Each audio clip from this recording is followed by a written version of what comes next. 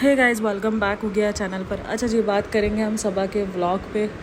यार सबसे पहले तो मैं बता दूं यार, इतना ज़्यादा अनहाइजीनिक। अब अगर किसी ने भी कहा ना कि ये बेवजह, यार देखो इतना ज़्यादा अनहाइजीनिक आपको सीरियसली पता होना चाहिए।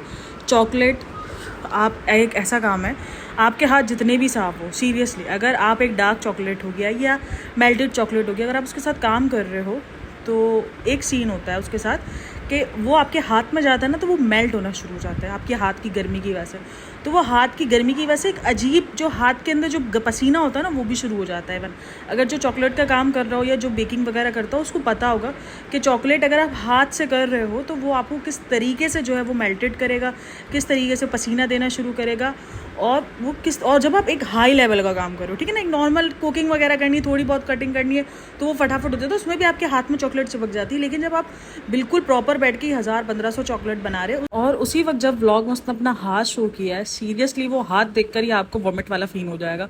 मतलब काफ़ी लोग बोलेंगे कि ये बर्गर है, नहीं यार बर्गर वाला सीन नहीं है, लेकिन ये एक बेसिक जो है आपको हाइजीन होता है जो आप मेंटेन करते हो घर में भी। अगर आप कर रहे हो, अगर आप एक बड़े लेवल पे काम कर रहे हो, तो आप कोशिश करोगे कि अगर आप चॉकलेट का काम करो तो वो आप ग्लव्स वगैरह पहन लो, ताकि वो चॉकलेट जो है मेल्टेड होकर आपके हाथ के पसीने के साथ मैच ना हो, और मिक्स मैच होकर जो है वो कुछ और ही ना बन जाए। और वो उसी हाथ से रैप भी कर रहे हैं, उसी हाथ से वो बना रहे हैं। मतलब सीरियसली मुझे देखकर ही जो है वो फीलिंग इतनी। अब काफ़ी लोग बोलेंगे हम जो आसपास में खाते हैं, यार पता है एक अंधे का खाना एक अलग चीज़ होती है और देख के खाना एक अलग चीज़ होती है।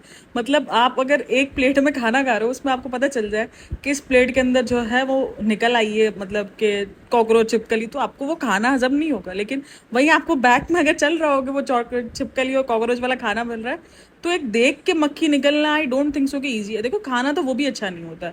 आई एग्री कि बाहर का खाना इसीलिए अवॉइड करने का कहते हैं कि यार उनकी अनहाइजेनिक जो चीज़ें होती हैं वो आपके सेहत को कितना नुकसानदेह करती हैं, वो तो भाई कहानी अलग है। और आप एक तरफ बैठकर इतना, भाई मैं बोलती हूँ इन्फ्लुएंस कर रहे हो, ठीक इन्फ्लुएंस कर रहे हो, सही भाई, लोगों को गंदगियाँ सिखा रहे हो कि ऐसे गंदगी करो, कि इस तरीके से जो है वो अनहाइजेनिक करो। अभी बीच में भी हुआ था वो जो आम का जूस जो शुएब बना रहा था, वो आम के जूस को वो पूरा हाथ से कर रहा था। मतलब इतना ज़्यादा मुझे नहीं समझ में आता ये कैसे होता है। मतलब कि ठीक है हम भी बनाते हैं आम के जूस वगैरह, हमारे घर में भी बनता है, लेकिन नॉर्मली होता है कि पहले आम छील लो, आम छीलने के बाद फिर उसको सही से वॉश कर लो, हाथ वगैरह वॉश कर लो, उसके बाद फटाफट फटाफट आम के चीरे कर लो, तो वो फटाफट काम हो जाता है। लेकिन ये हाथ से पूरा उसको मसलना करना, ये मुझे कहीं से भी हाइजीन मेंटेन करने का लगता ही नहीं है। और एक औरत का काम सबसे ज़्यादा किचन में हाइजीन मेंटेन करना ही होता है, कि वो किस तरीके से काम कर रही है, उसकी आसपास की चीज़ें, या वो कितनी चीज़ों को धो के यूज़ कर रही है, उसके हाथ कितने साफ़ है। अब उसमें हर बंदे ने इंक्लूशन मारी है, ठीक है, वो जो बंदा है जिसको नहीं ना सुनाई आता है ना बोल सकता है, वो उस बंदे ने भी किया है, ठीक है। और रज़ा भी कर रही है, रेहान भी कर रहा है, सनी भी बाहर से आया, वो भी लग गया। अब ये हाथ तो धोते नहीं, पता ना नहाते ना हाथ धोते, ये तो हमने इनके व्लॉग्स में देख लिया। मैं कभी भी इनके नहाने धोने पर बात नहीं करती हूँ, मैं कहती हूँ यार उनकी अपनी पर्सनल चॉइस है, क्योंकि इनको एक दूसरे की स्मेल खुद बर्दाश्त करनी है, ठीक है ना। हम उस चीज़ को बर्दाश्त नहीं कर रहे हैं, हाँ ठीक है वो गलत है, वो उस चीज़ को बताते हैं कि हमने नहाया नहीं है, वो चीज़ गलत है कि गलत इन्फ्लुएंस कर रहे हैं। बट मुझे लगता है यार स्मेल तो एक दूसरे को खुद ही कर रहे हैं ना, अपने को क्या, अपने को थोड़ी आ रही है जो अपन को इस चीज़ पर जो है वो प्रॉब्लम आनी चाहिए। बट लेकिन फिर भी क्या है सीन क्या होता है, मैं इसीलिए उस चीज़ पर बात ज़्यादा करती नहीं हूँ, मजाक हट कर है, तो मैं उस चीज़ को इतना ज़्यादा लेती नहीं हूँ। आप कभी भी नहीं देखते हो कि मैं कभी इनके कपड़ों पर बात करी हूँ कि 4 दिन से कपड़े पहने हुए। इवन सितारा यासीन, उसकी बेटी को बार बार बोला जाता है कपड़े नहीं बदलवाती, ये नहीं करवाती, मैं उस चीज़ पर इतना ज़्यादा पॉइंट आउट नहीं बनाती। मेरा बेसिक होता है, मैं बेसिक बात करूँ, बेसिक बात करके निकल लो। इतनी छोटी छोटी से पॉइंट आउट वाली बात अगर आप कर रहे हो, तो यकीन आपको उस बंदे से कुछ प्रॉब्लम है, तभी आप इतनी छोटी बातों को ले लेके बैठ रहे हो कि कपड़े चेंज नहीं किया। ठीक है भाई, नहीं किया तो नहीं कि आपस में एक दूसरे को खुद ही सूंघ रहे हैं ना, खुद ही एक दूसरे की टी शर्ट की अदला बदली कर रहे हैं, हमें थोड़ी करवा रहे हैं। सीन सारा घूम फिर कर यही होता है। लेकिन फिर भी बेसिक हाइजीन हर बंदे को आनी चाहिए, अपने आप को सफाई खुद रखनी चाहिए भाई। आपको अपनी सफाई से खुद मतलब होना चाहिए। कोई आपको जितना भी सिखाए, वो जितना आपको गलत इन्फ्लुएंस करे, आपको उस चीज़ का खुद ही पता होना चाहिए। सनी भी आया, उसने भी आके चॉकलेट, और ये चॉकलेट आप बांटोगे, ऑब्वियसली घर में रखने के लिए नहीं है, इतना तो आइडिया हो गया ना कि जितनी ह्यूज अमाउंट में चॉकलेट बन रही है, वो आई थिंक सो जो कोई ओपनिंग वाला डे होगा उस दिन ये जो लोग आएंगे उनको आई थिंक सो ये देंगे। मुझे जहाँ तक इनका आइडिया लग रहा है वो यही सीन लग रहा है, जैसे बॉक्सेस वगैरह बनाकर जो लोग आएंगे उनको देंगे, या जो इनके स्टाफ्स वगैरह होंगे, मुझे ये चीज़ लग रही है कि इसी तरीके के, या गरीबों वाला सीन हो गया उसको देंगे, ये मुझे इस तरीके का इनका माइंड सेट लग रहा है। लेकिन चलो ठीक है, वो एक चीज़ अच्छी कर रहा है, आई एग्री, चीज़ अच्छी कर रहे हैं, लेकिन जब एक चीज़ आप अच्छी देने के लिए कर रहे हो, देने की नीयत से कर रहे हो, तो फिर हाइजीन भी तो मेंटेन रखो ना यार। आप इतने गंदे वे में किसी को खिला रहे हो, कोई बीमार पड़ गया, वैसे ही वायरल चल रहा है, वैसे ही मौसम चेंज हुआ है, तो उस वजह से किसी को कोई प्रॉब्लम हो गई, कुछ हो गया, तो मैं ये नहीं बोल रही कि इससे ज़्यादा गंदे खाने नहीं बनते हैं या नहीं होते हैं, लेकिन हम जिसको देख रहे हैं, हम जिनको ऑब्जर्व कर रहे हैं, जिनसे लोग इन्फ्लुएंस हो रहे हैं, वहाँ कमेंट में भी आपको बहुत सारे कमेंट्स दिख जाएंगे जहाँ पर वो बोलेंगे कि भाई कम से कम बनाने से पहले जो है आप ग्लव्स तो पहन लो। नहीं, और एक और चीज़ उसने अपने व्लॉग में जो है वो की है, वो ये की है, उसने लोगों के लिए एक शोशा छोड़ दिया कि मुझे एक दिन छोड़कर एक दिन अल्टरनेट डेज पे जो है वो डॉक्टर्स बुला रहे। अब वहाँ पर ये बात शुरू हो गई है कि ये IVF करवा रही है। अब IVF के अंदर अक्सर ये देखा गया है कि डॉक्टर्स बहुत जल्दी जल्दी बुलाती हैं, क्योंकि वो एग्स रिलीज होने का ये सब कुछ प्रोसीजर होता है। IVF एक बिल्कुल नेचुरल प्रेगनेंसी से हटकर प्रोसीजर होता है, जो बिल्कुल अलग जाता है IVF, क्योंकि आप जो है वो इंजेक्ट वगैरह हो रहे होती हैं चीज़ें, ये सारी चीज़ें हो रही होती है, क्योंकि उसमें जो है वो इंजेक्शंस वगैरह के थ्रू जो है वो एग को जो है वो सिक्योर किया जाता है। बहुत कुछ इसके अंदर पता नहीं क्या कुछ होता है, इतना कुछ मुझे अंदाज़ा भी नहीं है, लेकिन IVF एक अलग होता है प्रेगनेंसी का।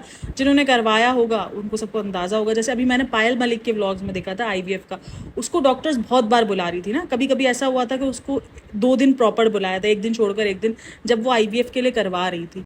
तो बीच में ऐसे दिन आए थे जहाँ पर उसको ऊपर तले बुलाया था IVF करवाने के लिए, और वो उसका IVF फिर बाद में सक्सेसफुल जाकर हो गया था। तो ये इसने एक हिंट छोड़ दिया है लोगों के लिए कि आपको ही पता है डॉक्टर्स क्यों बुला रहे हैं। अब काफ़ी लोग बोल रहे हैं कि एग्स के लिए बुला रहे होते हैं, लेकिन एग्स का प्रॉपर जो है वो, अगर मुझे जहाँ तक नॉलेज है जितना, क्योंकि मुझे भी एक इन्हीं सबसे ज़्यादा प्रॉब्लम जो है वो इन्हीं सब चीज़ों में रही हैं, तो डॉक्टर्स की जो होता है ओव्यूलेशन का टाइम, वो डॉक्टर्स आपको पहले से ही बता देते हैं कि ये नहीं, ये टाइम है आपके 14, 15, 16 डेज़ है, ये डेज़ हो गए, इस तरीके के डेज़ आपको पहले से कंफर्म कर दिया जाता है। और फिर मुझे नहीं पता कि हो सकता है कि उसका कुछ और ही इशू हो जो उसको नहीं, लेकिन उसने हिंट जहाँ भी कहीं भी छोड़ा है वो छोड़ा है, उसने IVF के लिए हिंट छोड़ा है, ठीक है। अब काफ़ी लोग बोले आपको नहीं पता, तो भाई देखो जितनी नॉलेज है उतना ही बोलूँगी ना, बेफजूल का बोलकर अपने आप को गलत बयान ही कर काम करने से ख़राब है कि भाई जो जितना पता उतनी ही नॉलेज दो, बाकी बोलो कि देखो उसने हिंट यहाँ पे ये छोड़ा है, वरना वो क्यों इस चीज़ को हिंट छोड़ती कि आपको भी पता है फ्रेंड्स क्यों बुला रहे हैं, मतलब क्यों बुला रहे हैं, मतलब फ्रेंड्स को बताओ तो सही क्यों बुला क्यों ना। तुम IVF करवा रही हो, अगर IVF करवा रही हो, वो IVF को इतना खुल के नहीं बोलेगी। अब काफ़ी लोग इस चीज़ पर बोलते हैं नहीं मुसलमानों में, भाई काफ़ी जगहों पर हलाल हराम वाला सीन है, ठीक है ना, काफ़ी जगहों पे हलाल हराम वाला सीन है IVF को लेकर। बहुत सारे अलग अलग पॉइंट्स है, बहुत सारे अलग अलग फ़िरकों में अलग अलग पॉइंट्स है, अलग अलग किस्म की जो है वो दी गई हैं, मतलब जो भी होता है, क्या बोलते हैं यार, मतलब जब हम फतवा दिया गया, हाँ सॉरी, फतवे दिए गए हैं अलग अलग के, कहीं बोलते हैं IVF ठीक है, कहीं बोलते हैं हराम है, कहीं ये सब कुछ अलग अलग है। तो इसलिए ये बिल्कुल खुल के बोल भी नहीं पा रही है, फ्रेंड्स को बता भी रही है कि फ्रेंड्स देखो, अब व्लॉग उसके पास कुछ है नहीं, इसीलिए वो कुछ भी शूट कर देती है, क्योंकि इन व्लॉगर्स को पता है कि इनकी ऑडियंस जो है वो ऐसी है कि वो जो है कुछ भी आप दिखाओगे ना, वो 1 मिलियन 1.5 मिलियन व्यूज़ दे के चली जाएगी। इनकी ऑडियंस इस किस्म की बन चुकी है, चाहे ये हो। अभी कल ही मैंने संभावना की वीडियो अपलोड की अपने दूसरे वाले चैनल पर, आप जाके देख सकते हैं।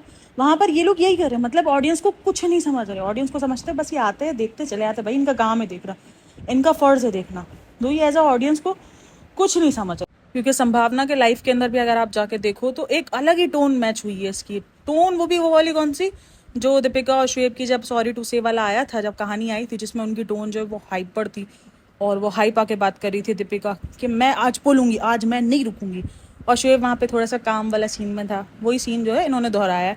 एक तरफ अविनाश जो है ना वो हाथ हल्का रखवा रहा है, और एक तरफ वो भड़की जा रही है ऑडियंस पे, क्योंकि पता है अच्छे से कि अगर दोनों भड़क गए तो फिर ऑडियंस ख़राब हो जाएगी ना। तो इसीलिए इनको थोड़ा सा पता है कि वो संभावना को उन्होंने बता दिया कि वो थोड़ा सा चिड़चिड़ा जाती है, उसको उसकी वैसे भी एक इमेज लोगों ने बना दी है कि ये स्ट्रेट फॉरवर्ड है। स्ट्रेट फॉरवर्ड बंदे को ये समझा जाता है कि वो बहुत महान काम कर रहा है, मतलब वो लोगों के मुंह पर अगर बेइज्जती कर देता है तो उसके दिल में कुछ नहीं है, वो मुनाफिक नहीं है, ये नहीं है भाई। स्ट्रेट फॉरवर्ड का मतलब कहीं भी बदतमीजी से नहीं जोड़ सकते आप। वो बदतमीजी थी, उस चीज़ को उसको मानना पड़ेगा। ऑडियंस की ऑडियंस 2 दिन करेगी, तीसरे दिन फिर भूल जाएगी, फिर वो आगे जाएगी। तो इन सबको पता है कि इनको एक सर्टेन ऑडियंस मिल गई है, जो उनको सर्टेन ऑडियंस उनकी इस तरीके से कि उनको 1-1.5 मिलियन व्यूज़ हर उस पर चाहिए होते हैं व्लॉग पर, वो उनको मिल जाते हैं, इनका काम हो जाता है भाई। महीने के बैठे बिठाए भी अगर 20-25 लाख 40 लाख भी अगर आ रहे हैं तो वो किसके बुरे, इजी गोइंग मनी है ना। आपको क्या करना है, कुछ भी शूट करके डालना है। अभी ये व्लॉग देखो, कुछ भी शूट करा है, क्या है मुझे बताओ इस व्लॉग में क्या है। मतलब ये बोलते हैं कि आप लोग बेफजूल का, मतलब व्लॉग में इन सबके, ये आप किसी भी डेली व्लॉगर को उठा लो, मैं इनकी बात नहीं कर रही, इनके व्लॉगर में क्या कंटेंट बच गया है, खाना पीना, रेस्टोरेंट, शॉपिंग, ये वो, इसकी शादी, उसकी बर्थडे, इसका बर्थडे का गिफ्ट, इसकी सालगिरह, उसकी सालगिरह, यही है, और कुछ नहीं बचा है इनके व्लॉग्स में, और कुछ नहीं है। मतलब या तो खाने के मामले में दिखा देंगे ये खाना ख़राब कर दिया, वो खाना, मतलब बल्क क्वांटिटीज़ में खाना ख़राब करते हैं। अभी देखो उसने एक तरफ चॉकलेट का बवंडर छोड़ा था, मैंने उस चॉकलेट के ब्लेंडर पे इसीलिए बात नहीं की थी क्योंकि मुझे पता था ये नेक्स्ट व्लॉग में चॉकलेट का व्लॉग ले आएगी। क्योंकि इसने छोड़ दिया, उसने गायब कर दिया। नीचे कमेंट सेक्शन में अगर जाके देखो ना, तो जो पहला वाला व्लॉग था उसमें जाके देखो ना, तो वो नीचे कमेंट सेक्शन में होंगे, इतनी चॉकलेट्स खराब कर दी ना, आखिर हमने तो पहले ही बोला था ये चॉकलेट्स खराब करती है, ये करती है, वो करती है। वहाँ पर चॉकलेट को लेकर बहुत सारे कमेंट है, जो इसका ओपनिंग वाला व्लॉग है ना, वहाँ पर चॉकलेट को लेकर बहुत सारे कमेंट। लेकिन मुझे पता था कि ये चॉकलेट लेकर आएगी, क्योंकि उसने अब ये चीज़ सीख लिया। अभी ये देखो, ये IVF का शोशा छोड़ के चली गई ना, कि फ्रेंड्स आपको तो पता है मैं क्यों जा रही हूँ। अब लोग अपनी अपनी तरफ से बात कर रहे हैं, ये IVF करवाने जा रही है, कोई बोल रहा है नहीं ये एक्स को बार बार देखने के लिए जा रही है क्योंकि इस टाइम पर ओवुलेशन हो रहा होता है, ये हो रहा था, वो हो रहा था। तो ये सारे सीन अपने अपने सबने लोगों ने शुरू कर दिए हैं। तो ये लोगों के लिए पॉइंट्स छोड़ के चली जाती है कि लोग बात करें, चाहे वो अच्छी हो चाहे वो बुरी हो, बट लेकिन हमारी बात हो रही है तो हमें जो है वो व्यूज़ मिलेंगे।